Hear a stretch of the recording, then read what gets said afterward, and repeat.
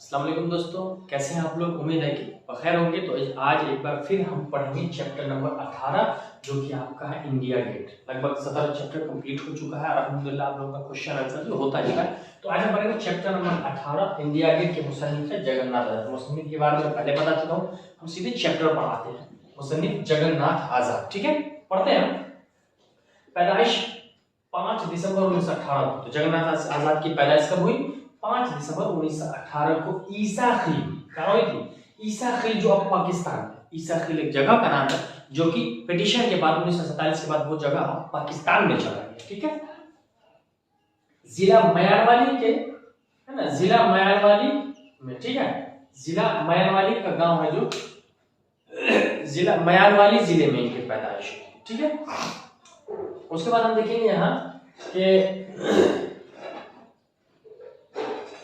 1933 में, है ना, 1933 में एफआरसी का इम्तिहान पास किया। कब किया? 1933 में एफआरसी का इम्तिहान पास किया। फिर गार्डन कॉलेज रावलपिंडी, उसके बाद ये क्या किया? एफआरसी का इम्तिहान 1933 में पास किया। ऑब्जेक्टिव क्लियर याद रखना है। उसके बाद क्या किया? फिर गार्डन कॉलेज रावलपिंडी से बीए किया। ये रावलपिंडी पाकिस्तान में एक जगह का नाम है। तो फिर क्या किया उन्होंने? फिर गार्डन कॉलेज इम्तिहान पास किया। फिर गार्डन कॉलेज जो रावलपिंडी में है वहां से उन्होंने फिर बीए की इम्तिहान पास कर लिया। शुरुआती तालीम तो इनके भी घर पर भी हुई और 12 साल की उम्र में इन्होंने मेडिकल स्कूल में इम्तिहान दाखिला लिया था इस स्कूल में। अब कह रहे हैं कि 1942 में पंजाब यूनिवर्सिटी से, कब? तो 1942 में पंजाब यूनिवर्सिटी से फारसी जबान में, किस जबान में? फारसी जबान में ऑनर्स किया। किस जबान में? फारसी जबान में। कब किया? 1942 में फारसी जबान में ऑनर्स की डिग्री हासिल कर ली, यानी तालीम आगे लेते रहे। 1942 में इन्होंने ऑनर्स किस जबान में? फारसी जबान में ऑनर्स कर ली और 1944 में एमए किया। 1944 में 2 साल के बाद एमए कर लिया। 1944 में इनका एमए यानी मास्टर ऑफ आर्ट्स कंप्लीट हो गया। उसके बाद क्या कह रहे हैं कि मुख्तलिफ किस्म की नौकरियां की। इन्होंने जो नौकरी की वो मुख्तलिफ अलग अलग किस्मों की नौकरियां की और आखिरी में इन्हें जम्मू यूनिवर्सिटी का, जम्मू यूनिवर्सिटी में सदर सूबे उर्दू का ओहदा संभाला। तो आखिरी में कहा?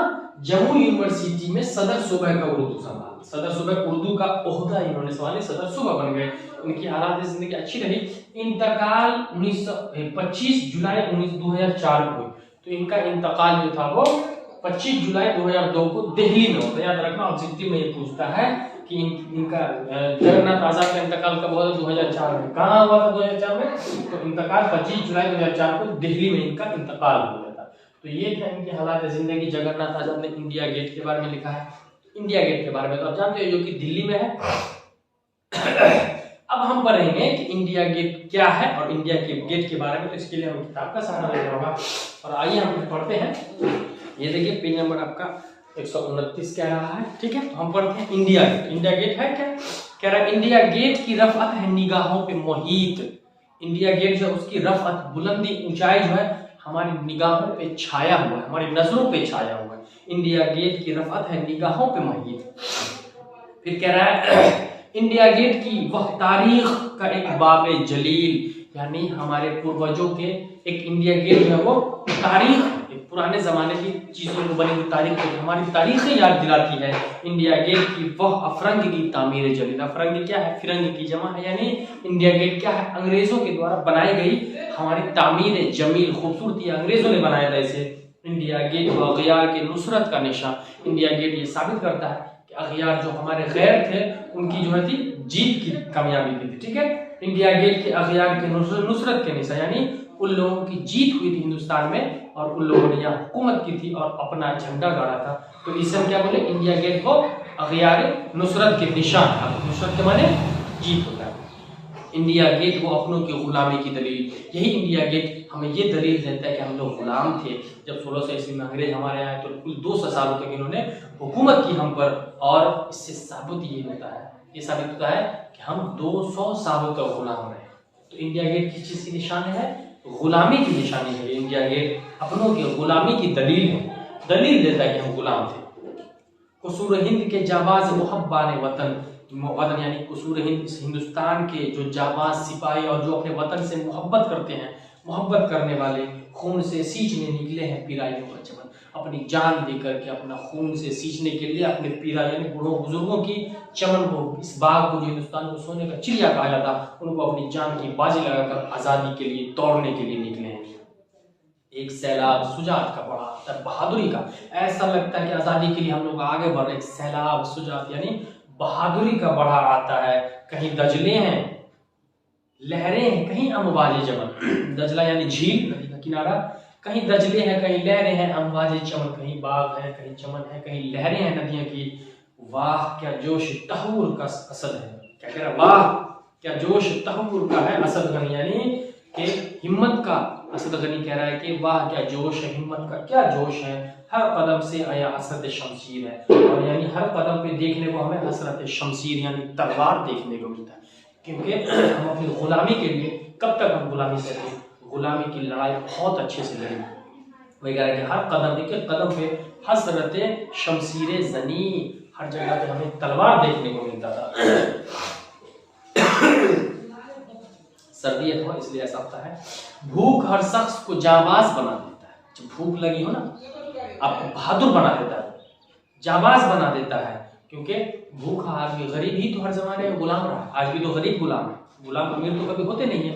वही कह रहा है कि भूख हर शख्स को जाबाज बना देती है, और अफलासे रहे मंजिल हुब्बुल वतनी, और अफलासे रहे मंजिल हुब्बुल वतनी यानी गरीबी, और अफलास रहे मंजिल हुब्बुल वतनी। गरीब लोग ही असल हकीकत में अपने मुल्क से प्यार करते हैं। अमीरों को तो छुट्टी ही नहीं रहती घूमने से। आज भी मैं कह सकता हूँ वादे के साथ कि अपने मुल्क हिंदुस्तान से वही लोग वतन से मोहब्बत करते हैं, चाहे धर्म कोई भी हो। गरीब होंगे वो, वही इस मुल्क से मोहब्बत करते हैं। अमीर तो कभी मोहब्बत कर ही नहीं सकते। तो यह है मंजिल हुब्बुल यानी गरीबी की निशान बताते कि गरीब भी अपने मुल्क से मोहब्बत करते। फिर क्या है?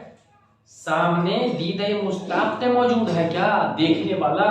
दीद माने देखना, और मुस्ताक माने चाहने वाला, यानी देखने और चाहने वाले के मौजूद क्या है, क्या है हमारे सामने। जिंदगानी के खजाने से मकसूद है। अब जिंदगानी से खोना ही क्या है, क्या खोना है हम अपनी जिंदगानी से? जिंदगानी के हम तो सारी चीज खो चुके, गुलाम बने थे अपने हिंदुस्तान की बहुत सारी चीजों को कोहिनूर तक को हम खो चुके थे। जिंदगानी के खजाने से है मफकूद क्या? अब क्या खोना है जिंदगानी?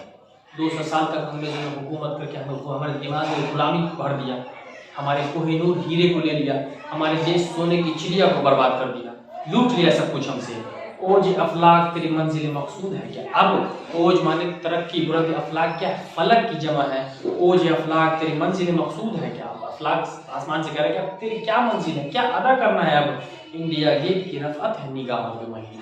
इंडिया गेट की रफ़अत बुलंदी आज भी हमारे निगाहों में फैला हुआ है। लेकिन जब भी इंडिया गेट जो दिल्ली में है उसे देखने जाते हैं तो हमें गुलामी का एहसास होता है। हमारे मुल्क के लोगों को उससे गुलामी से कोई तकलीफ नहीं है कि वो गुलामी की दलील है, और शान से कहते हैं इंडिया गेट। इंडिया गेट तो अंग्रेजों की बनाई हुई दलील है, इसलिए 200 सालों तक तुम्हें रौंदा, अपने पाँव तले कुचला, उससे एहसास नहीं होता है लोगों को। तो ये जब भी हम देखते हैं तो वही इंडिया गेट जो लाखों लोग जाते हैं वहाँ पर तस्वीर कसी करते हैं, वहाँ वो हमारी गुलामी की दलील है। उससे साबित होता है कि हम गुलाम थे।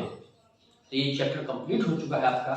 हम इसका सवाल जवाब कुछ जो है वो हम आपको क्लियर करवा देते हैं। जगन्नाथ आजाद साहब ने इंडिया गेट जो लिखा बहुत अच्छी ये नज्म थी, ठीक है, ये नज्म थी, और नज्म अच्छी नज्म थी ये। अब हम पढ़ते हैं कि जगन्नाथ आजाद कब पैदा हुए। जगन्नाथ आजाद कब पैदा हुए? 5 दिसंबर 1918 को ये पैदा हुए थे। जगन्नाथ आजाद के वालिद का क्या नाम था? तो उनके वालिद का नाम था तलुक चंद महमूद। क्या नाम था? तलुक चंद महमूद का, जो शायर भी थे और टीचर भी थे। उनके वालिद जो थे वो टीचर भी थे। इंडिया गेट कहाँ है? तो ये आपको पता है बचपन से। इंडिया गेट दिल्ली में है।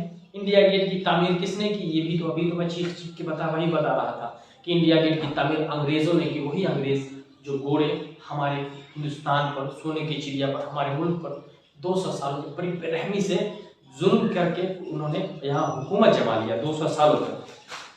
अगला ऑब्जेक्टिव करें। इस नज़म में शायर ने जो कुछ कहा उसे 5 जुमलों में शायर ने क्या कहा इस नज़म में? इंडिया गेट में ये हमारे गुलामी की दलील है। हमारे यहाँ के नौजवान जो गुलामी की दलील को मिटा करके अपना हक लेना चाहते हैं। नज़म के मुख्तसर तारुफ करें। नज़म क्या है? नज़म के बारे में बता चुका। नज़म जगन्नाथ आजाद के 3 शेरी मजमूए का नाम। जगन्नाथ के 3 शेरी मजमूए हैं, वो भी मैं आपको बता देता हूँ। उन्होंने जो लिखा था वो इनके 3 शेरी बने हुए हैं जो मैं यहाँ लिखना भूल गया, तो आप किताब पढ़ करके निकाल लेंगे, उसमें दिया हुआ है। उसके बाद इस तरफ हम पलटते हैं, तो जगन्नाथ आजाद ने मुख्तसर 5 जुमला लिखे, उसके बारे में लिखना है। यहाँ अब आपका है ना वाहिद जमा है, ठीक है, तो वाहिद से जमा है, जमा बनाइए। तो यहाँ पर मैं उसको क्लियर करता हूँ।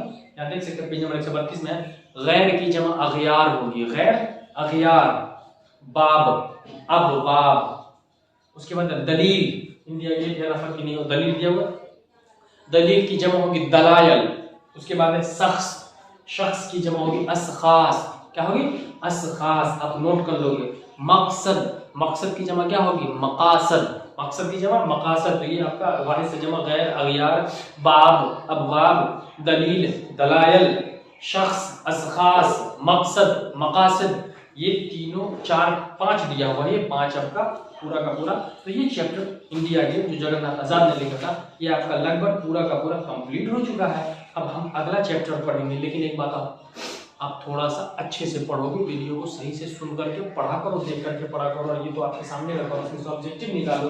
और अगला चैप्टर हमारा होगा परवेज शाहिदी का हम नौजवान हैं। तो हकीकत में आप लोग नौजवान हैं, और हम मिलेंगे फिर आपसे अगले क्लास में इसी हंसी खुशी के साथ। जब तक के लिए जय हिंद, खुदा हाफिज, मिलते हैं।